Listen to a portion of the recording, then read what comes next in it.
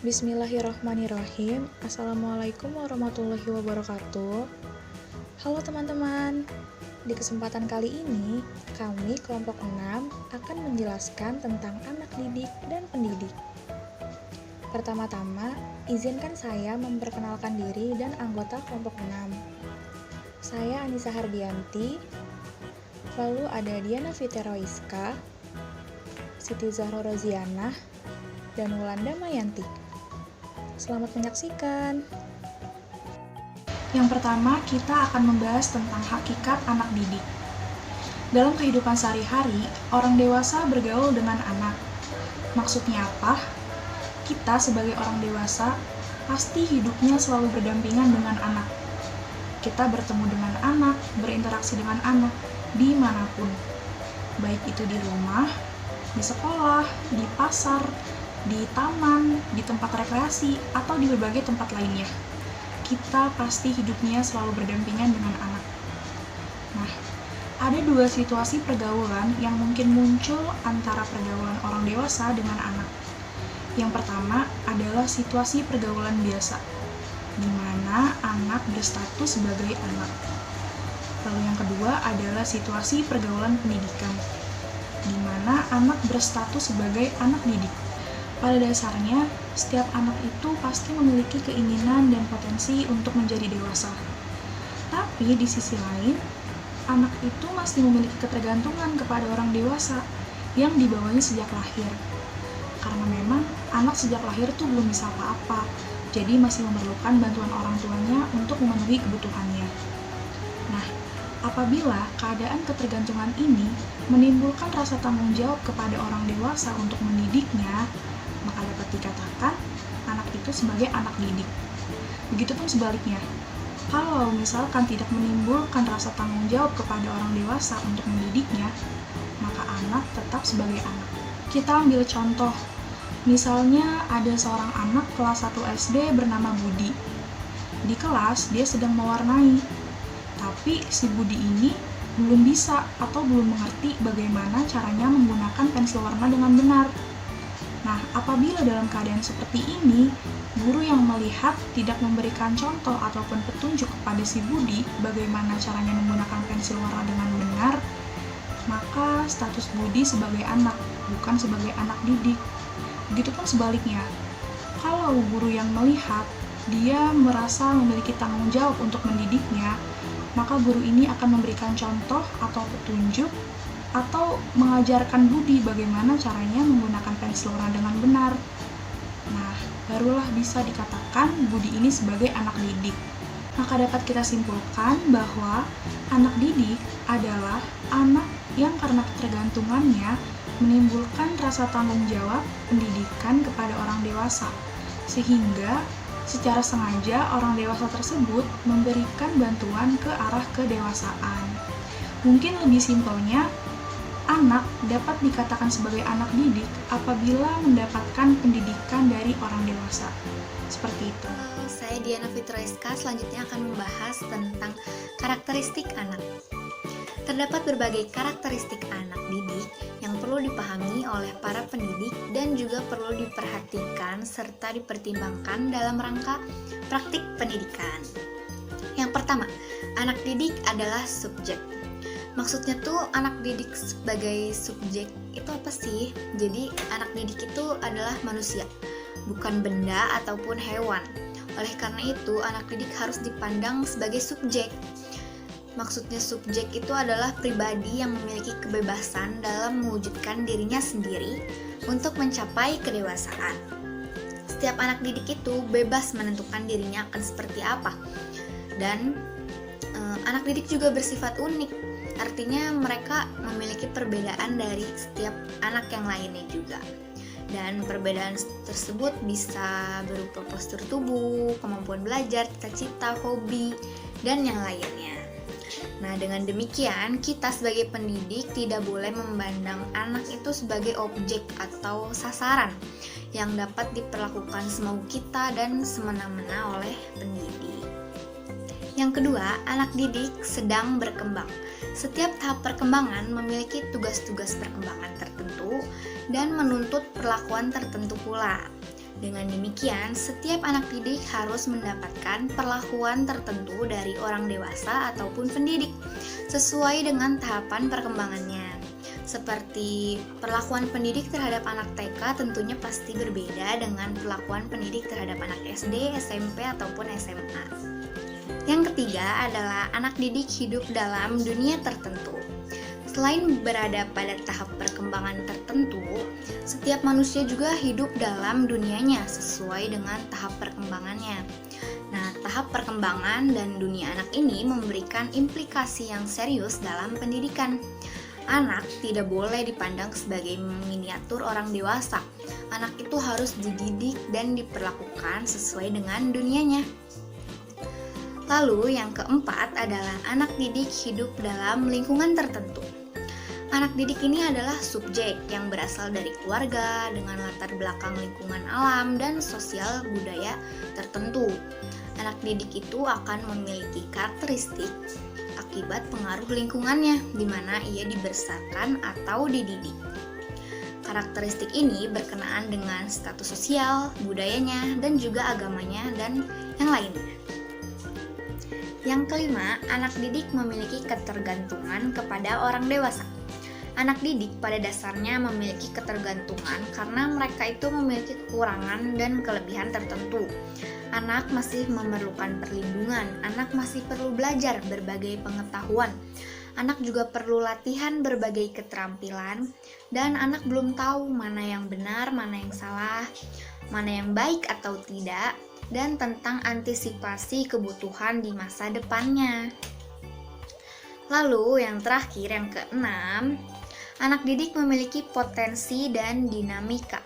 Bantuan orang dewasa berupa pendidikan agar anak didik menjadi dewasa akan mungkin dicapai oleh anak didik. Hal ini disebabkan anak didik memiliki potensi untuk menjadi manusia dewasa dan memiliki dinamika yang aktif, berkembang, dan mengembangkan diri, serta aktif dalam menghadapi lingkungannya dalam mencapai kedewasaan. Sekalipun peserta didik ini memiliki ketergantungan kepada pendidik, namun pendidik itu tidak boleh berlaku semena-mena. Anak didik itu tidak boleh dipandang sebagai objek yang dapat diperlakukan sekehendak hati pendidik. Pendidik ialah orang dewasa yang merasa terpanggil dan memiliki kewajiban untuk membantu anak agar mencapai kedewasaan, menerima dan memposisikan dirinya sebagai pendidik, dan berani untuk menghadapi segala konsekuensi atas posisi yang ia perankan. Orang dewasa sendiri ialah manusia yang telah terintegrasi atas nilai dan norma yang ia anut. Pendidik memiliki beberapa karakteristik. Yang pertama ialah mandiri. Mandiri di sini, orang dewasa tersebut tidak bergantung dengan orang lain, karena orang dewasa telah memiliki beberapa kelebihan dibanding anak-anak, seperti dalam sikap, pengetahuan, maupun kreativitas. Yang kedua, karakteristik pendidik ini bertanggung jawab, yaitu mampu membuat keputusan dan tindakan, dan dapat menerima segala konsekuensi atas tindakan yang telah ia pilih. Lalu yang terakhir, dapat menyerahkan diri, yaitu rela berkorban demi cita-citanya, demi orang lain, demi pekerjaannya, dan demi Tuhannya. Ada dua jenis pendidik, yaitu pendidik kodrati. Pendidik kodrati ini yaitu pendidik yang memiliki hubungan darah dengan anak didik, seperti ayah dan ibu. Yang kedua, ada jenis pendidik profesional, yaitu pendidik karena profesi atau jabatan, seperti dosen dan guru. Lalu ada motif pendidik. Motif pendidik ini terbagi menjadi dua, yakni intrinsik dan ekstrinsik. Yang intrinsik ini yaitu dorongan dari dalam diri pendidik, seperti rasa kasih sayang.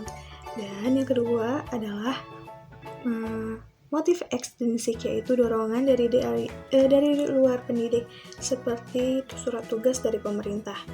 Nah, menurut Jean Lyotard, semua pendidikan atau seluruh pendidikan asal masalahnya adalah kasih sayang, kesabaran, dan kebijaksanaan. Lalu dua yang terakhir itu akan timbul setelah yang pertama itu hadir dengan jelas, yaitu kasih sayang. Syarat untuk mampu bergaul dengan anak didik yang pertama adalah memahami dunia mereka, memahami bagaimana minat bakat mereka, memahami latar belakang keluarga, latar belakang sosial, budaya, dan lingkungannya. Dan yang kedua, pendidik mampu mengenal dunia anak, memahami tahap perkembangan anak, dan bertindak sesuai dengan sifat kekanak-kanakan anak tersebut. Materi selanjutnya akan disampaikan oleh saya, Ulanda Mayanti. Materi yang akan saya sampaikan mengenai peranan-peranan seorang pendidik dalam hubungannya dengan anak didik. Pendidik, khususnya para guru seperti guru SD, guru TK, atau guru PAUD mempunyai peranan-peranan yang harus dilakukan. Peranan-peranan yang harus dilakukan ini ada 7 poin. Peranan yang pertama adalah pendidik sebagai pengganti kata hati anak didik. Nah, sesuai moralitas, individualitas, dan dinamikanya, pada dasarnya anak didik berkeinginan dan berupaya untuk mencapai kedewasaannya. Namun, seorang anak belum sepenuhnya memahami mengenai norma, nilai, ataupun tujuannya. Maka oleh sebab itu, kita selaku pendidik atau seorang pendidik harus dapat beridentifikasi kepada anak untuk mewakili kata hati anak, seperti tujuan pendidikannya, isi pendidikannya, dan lain-lain. Peranan yang kedua adalah pendidik sebagai pengelola kegiatan belajar atau mengajar. Nah, seorang pengelola kegiatan pembelajaran yang itu seorang guru atau seorang pendidik, tentunya sebelum melakukan kegiatan belajar, seorang pendidik melakukan seperti menyusun, merencanakan, melaksanakan, dan mengevaluasi kegiatan pembelajaran yang akan disampaikan kepada anak didiknya. Selanjutnya, peranan pendidik adalah pendidik sebagai teladan bagi anak didiknya. Nah, ada sebuah semboyan yang berbunyi Ingarso Sungtulodo. Maksudnya adalah bahwa seorang pendidik atau guru hendaknya menjadi teladan bagi anak didiknya atau siswanya.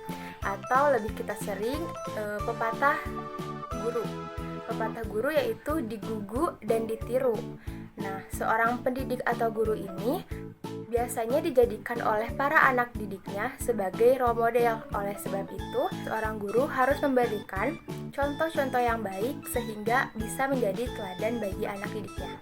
Yang keempat adalah pendidik sebagai motivator belajar. Nah, ada semboyan yang menyebutkan bahwa ing madya mangun karso, artinya adalah seorang pendidik harus berperan untuk membangun kemauan belajar anak didiknya. Tentu tidak mudah ya untuk membangun motivasi belajar kepada anak didik. Tetapi kita selaku pendidik harus membangkitkan kemauan belajar pada anaknya. Tentunya saja harus sesuai dengan kemampuan yang dimiliki anak dan kondisi anak tersebut, karena yang kita tahu bahwa setiap anak memiliki karakteristik yang berbeda-beda. Peranan selanjutnya yaitu pendidik sebagai pembimbing atau pamong.